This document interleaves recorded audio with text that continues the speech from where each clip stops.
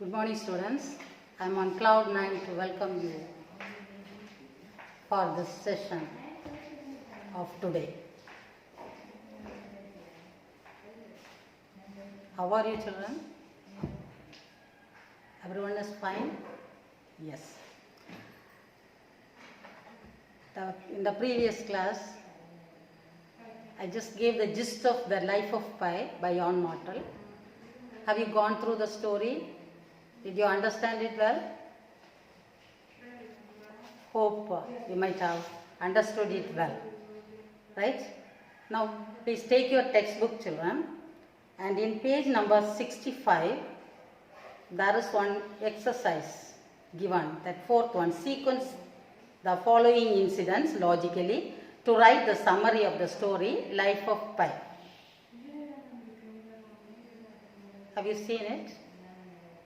Take page number 65 of your English textbook, and there is one 4, sequence the following incidents logically to write the summary of the story, Life of Pi. Right, I'll read that sentences. After that we have to arrange it. As he looked around, he was shocked to find Richard Parker on the board. He searched for water took him dangerously close to Richard Parker, but nothing could stop him, neither Richard Parker nor the hyena. Pi left Richard Parker in a jungle and reunited with his family. Pi came back to life and his senses after drinking the elixir of life.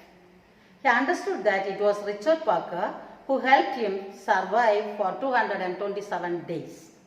He was pinned by weakness, having had no food, water, or even sleep for nearly 3 days.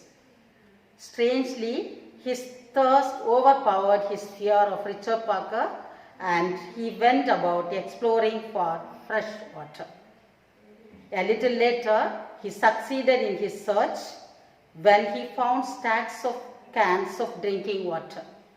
Pi was stranded in the Pacific on the lifeboat. Then he realized that Parker, who scarred him earlier, brought him peace, purpose, and wholeness. Now let us arrange it, children. Or you can do it as homework and we will read it out in the next class. I think that will be better. But I have a doubt whether you will be doing it or not. Anyway, read it 2 minutes. First sentence, Pi was stranded in the Pacific on a lifeboat. Correct? Second one, he was pinned by weakness, having had no food, water, or even sleep for nearly 3 days. Third sentence, as he looked around, he was shocked to find Richard Parker on the boat. 4. Strangely, his thirst overpowered his fear of Richard Parker, and he went about exploring for fresh water. Fifth sentence, his search for water took him dangerously close to Richard Parker, but nothing could stop him, neither Richard Parker nor the hyena. Next one, a little later he succeeded in his search when he found stacks of cans of drinking water. Seventh one, Pi came back to life and his senses after drinking the elixir of life. Eighth one, he understood that it was Richard Parker who helped him survive for 227 days. Ninth sentence, then he realized that Parker, who scarred him earlier, brought him peace, purpose, and wholeness. The last sentence, Pi left Richard Parker in a jungle and reunited with his family. Done it? Right. Now today we will move on to the third chapter, third unit, prose lesson. And the third unit poem is completed by our principal already. Just prepare yourself there. I am not going to take it again. Here, in celebration of being alive. In the first online class, I told you that we have to celebrate our life in all circumstances. Hope you remember it, right? You must thank God for all the goodness that you have received from Him. Don't blame God, or don't lose your faith when you come across certain pitfalls in your life, right? Whether you are an educated person or an uneducated person, some people have that optimistic view throughout their life. But some people have whatever goodness, blessings they receive from God, they have a pessimistic view towards life. Now, the title of the lesson is In Celebration of Being Alive. Have you ever thanked God early in the morning? Thank you, God, for giving one more day in my life. You have blessed me with a new day in my life. Whether I am undergoing some suffering or some blessing or whatever it is, you have blessed me with a new day. Have you ever thanked God for that? Have you just thanked God for being alive in this world? We are not sure of our life in this world. I am just here in front of you in the class. I have no surety that I will reach home safely after 1 hour or 2 hours, maybe. See, as I go, I was just got into a pit, or just I fall down without, by slipping, slip of the leg. And if I fall, and I just reached, after falling, I reached permanently. I'm not sure, I'm not guaranteed about my life in this world. So what we have to do is, we have to celebrate the days that God has bestowed upon us, whether it is good or bad, whether something good has happened or bad has happened, whatever it is. Because every day we are learning new things, I told you already. Every day we have to learn at least one thing. Never stop learning, because every day life teaches something to us. Life never stops teaching. Right, children? Never stop learning, because life never stops teaching. So every day, whether it is a favorable day for you or unfavorable day, celebrate it. Thank God for being alive in this world. So this is an optimistic lesson which gives you some optimistic views for you to go ahead successfully in your life. Right? Now let me tell you 1 or 2 sentences about Dr. Christian Barnard. So Dr. Christian Barnard was a South African cardiac surgeon. So he was a doctor, well-versed surgeon. And one more landmark of him is, he was the first person who has done that heart-to-heart transplantation successfully. Human heart transplantation. So first human-to-human heart transplant is done by this Dr. Christian Barnard. He's a highly educated person and a doctor also. So he grew up in South Africa. One of his brothers, Abraham, his name was, he died at the age of 5 due to some heart problem. So his brother, he lost one of his brother at the age of 5 due to some heart problem.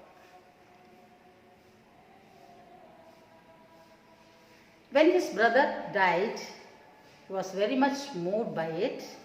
He wanted to figure out the problem and try to fix it out. Why this has happened? So he completed his master's degree in medicine in the year 1953, and in the same year 1953 he obtained the doctorate degree in medicine, MD, for his dissertation, for his paper entitled The Treatment of Tuberculosis Meningitis. So he has got the 2 degrees in the same year 1953. So as I told you, he performed the first human heart transplant operation. In his first human heart plant operation, another one brother of him, Marvin Bernard, assisted him a lot. So his brother was also a doctor maybe. The operation lasted for 9 hours, and a team of 30 people, 30 doctors, nurses and other people, helpers were there while they were doing the surgery. And that patient survived after the operation and lived for 18 days. Very short span of time only, but it is a landmark. Though the first patient with the heart of another human being survived only for a little time, Bernard had passed a milestone in the new field of life extending surgery. So he has landed the footmarks in the life extending surgery. So he was celebrated around the world for his accomplishment in this. So this is, I feel it is enough for you about this author. Now let me tell you 1 or 2 sentences about the gist of this lesson, and after that I will read and explain it to you, since it is a detailed prose. Right? This lesson, the basic idea of this lesson is, one must not, as I said earlier, one must not get pain, trouble. One must not be troubled by thoughts, pain or suffering in our life. We must never get troubled by our experiences that we are getting daily in our life. The trouble will be there, but we have to go ahead. Pleasure and pain are part of human life. In my first online class I told you, pleasure is there, pain is also there. But when you compare this pain and pleasure, more time we feel that we are undergoing pain only. But it depends upon our state of mind. There is a saying, one man's food is another man's poison. Maybe what you feel good may be bad for somebody else. Anyway, you must never get troubled by our pain. You must never get troubled by our thoughts or sufferings in our life.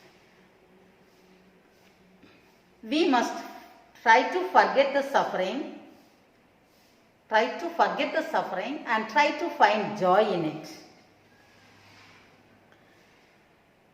We can learn this lesson for living from the young people who like to lead a cheerful life.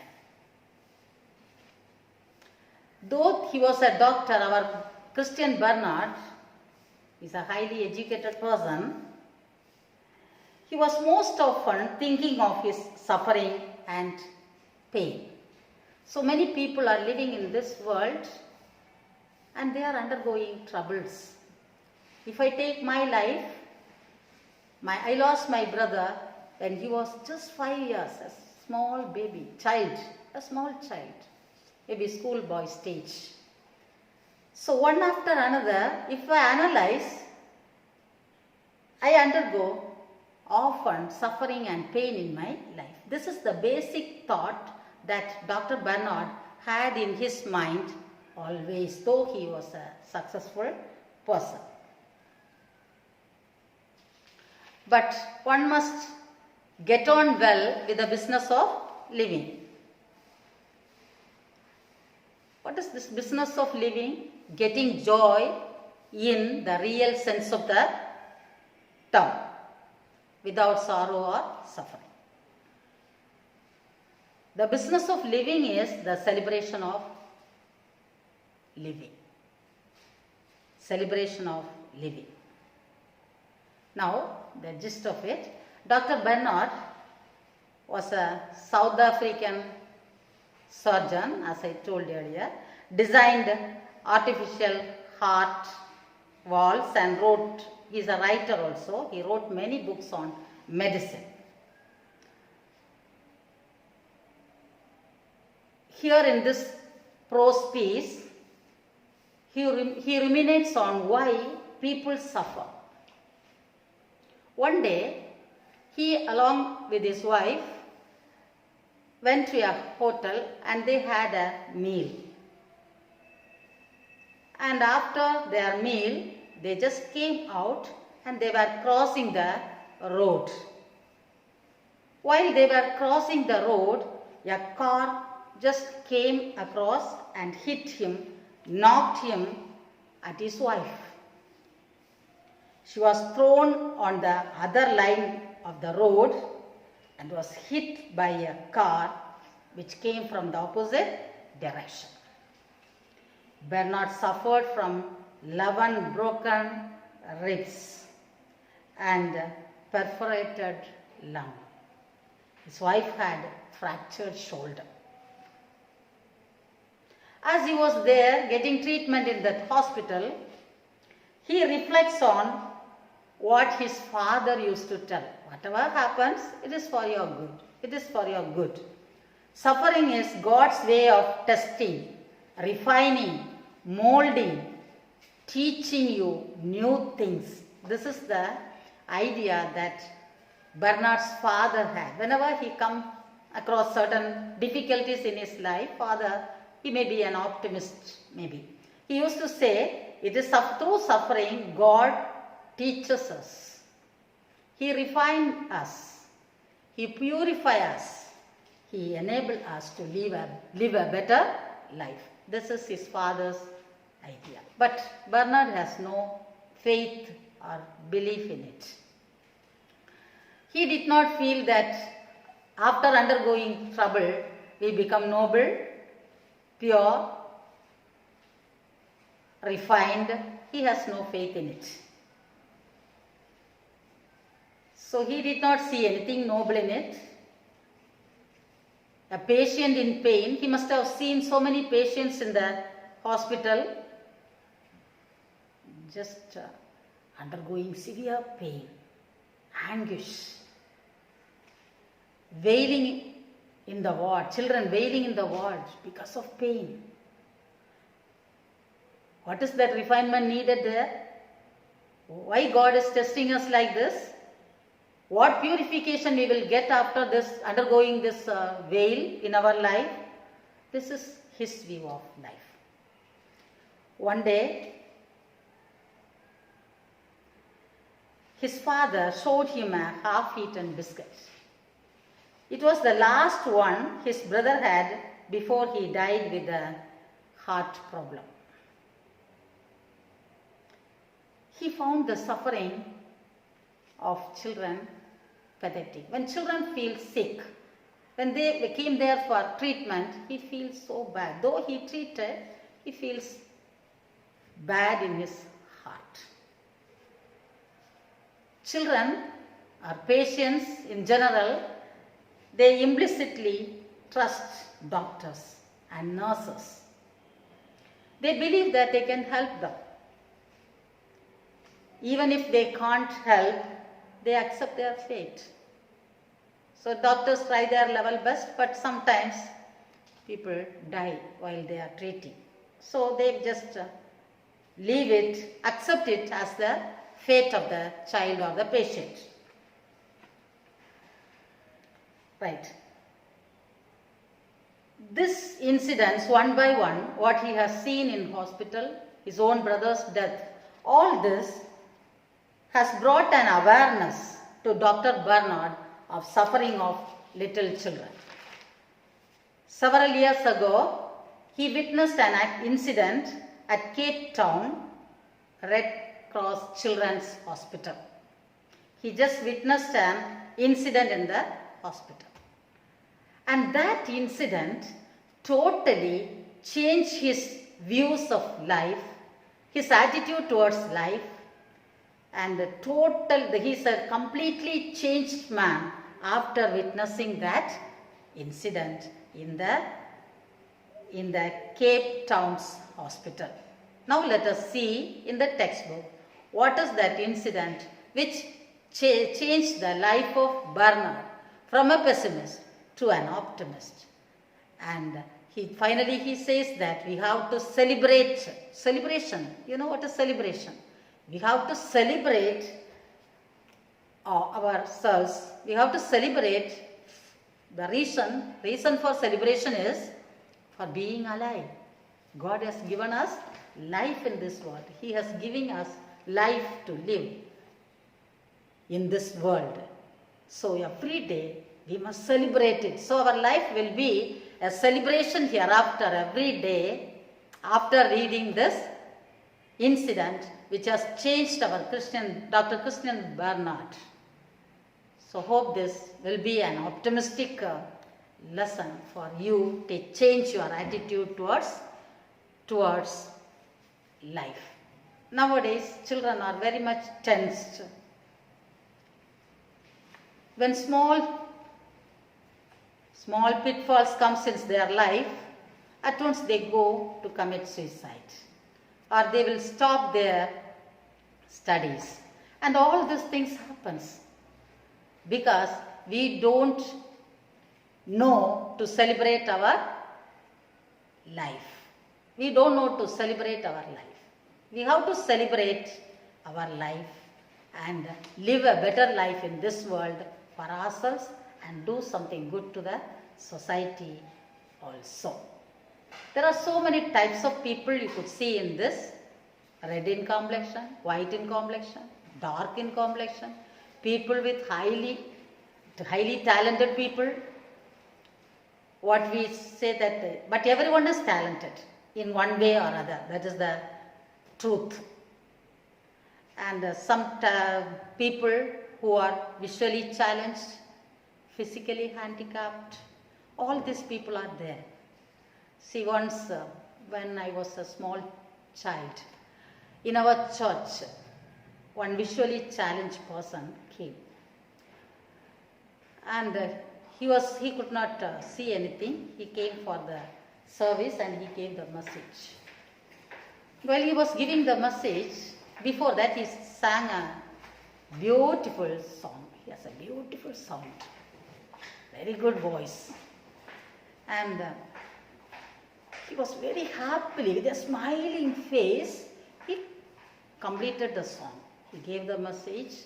After that, he was talking to everyone. We are all strangers to him, but very happily he greeted us and he talked. I was really wondered to see that man, visually challenged man, having that much happiness in his mind. He knows to live. He is celebrating his life. Whereas, if we take ourselves, are you celebrating your life? Are you celebrating your life every day? Are you thanking God for the parents that you have got, the climate, the water, the surroundings, neighbors, friends, and all the good things that God has bestowed on us for us to live in this world a successful life? Yes, do it, children. Now, let us come back to the lesson. Very quickly, I will read it because I just gave you the gist. Towards the end, that incident only I have to teach in detail. The remaining I will be just reading. I hope I'm very sure that you will understand it. Okay, children? Take page number 67 of your reader. And in celebration of being alive. In celebration of being alive, written by Dr. Christian Barnard. There are several physically challenged people who had lived successful and meaningful lives. Can you tell some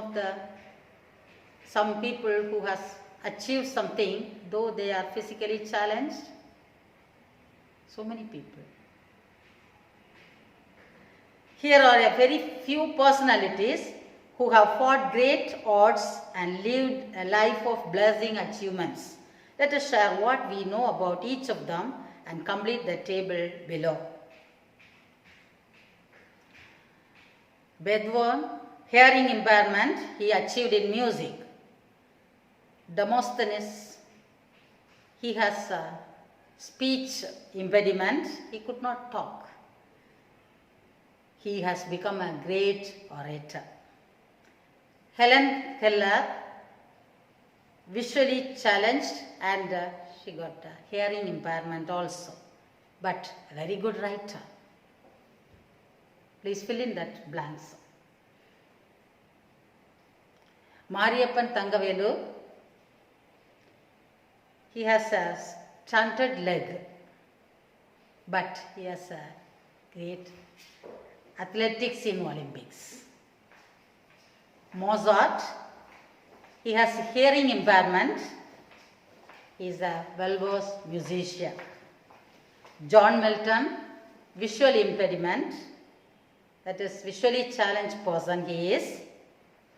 And he is a musician and he is a very good writer, English writer. And he is the only, he has written Paradise Lost, an epic, a long narrative poem basing on a famous topic. He just chose the topic as the fall of man, and this John Milton was a blind poet, and that is the only completed epic in English literature. The only completed epic in English literature is written by a visually challenged person. Sudha Chandran, leg amputation, but a very good dancer. So these are the people who have some physical infirmities, but they achieved success in life. Just think of ourselves. God has blessed us with everything. Beautiful eyes, all the features, proper functioning of a human body is there with us. But what about us? Just let us think and come for the next class. Okay, children? Till then, bye.